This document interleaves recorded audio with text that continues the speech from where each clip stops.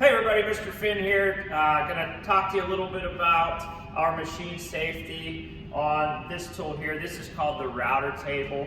The router table is used to put nice decorative edges on the boards that we are going to be using for our projects in here. Can be a couple different styles and different shapes. Pretty much what it's going to do is it's going to take our regular square edge of the board and give it a nice little round over in most of our projects. Now, a couple things on the router table. Obviously, safety rules stay the same. We want to make sure that we keep our hands away from moving objects, make sure all the guards are in place, and also, obviously, you need teachers' permission as well as passing your safety tests in order to operate this machine. A couple things have to do with grain direction. Here on my piece of lumber here, you can see that the grain direction of this particular piece follows this way, kind of a horizontal. I want to zoom in here a little bit, horizontal. Now when we flip it upright,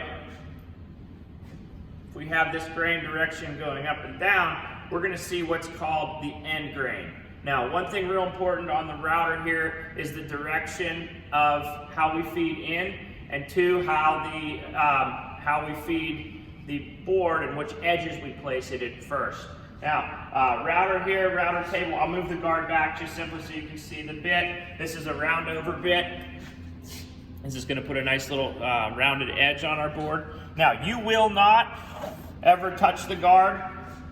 Your tech ed teacher will have this guard totally set up for you and ready to use.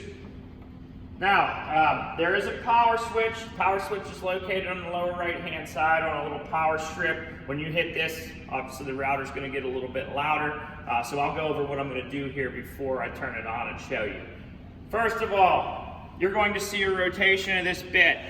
This rotation of this bit is in a counterclockwise manner. You are going to feed your part against the rotation. So that bit's coming at your part is kind of coming into the rotation.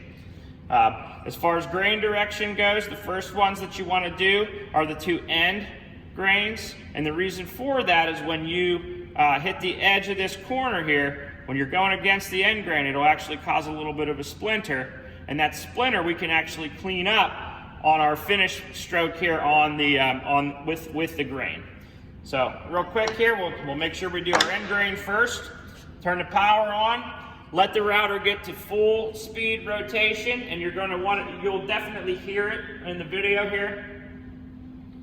It'll kind of reach a high pitch, and where it doesn't come up anymore. Full rotation. All right, we're at full rotation right now. We're going to feed our end grain first.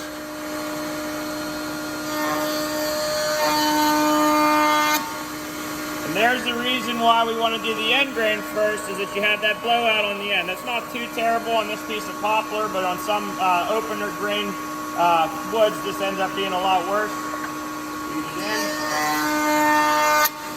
There, you can see a little bit more blowout. Now watch this, I'll be able to quickly clean that up.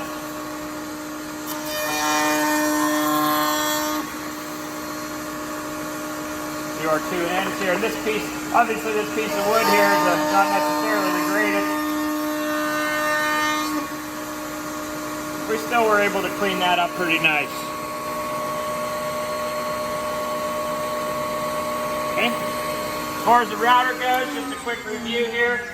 End grain first, hands and fingers away from the spinning surfaces. Guards always need to be in place.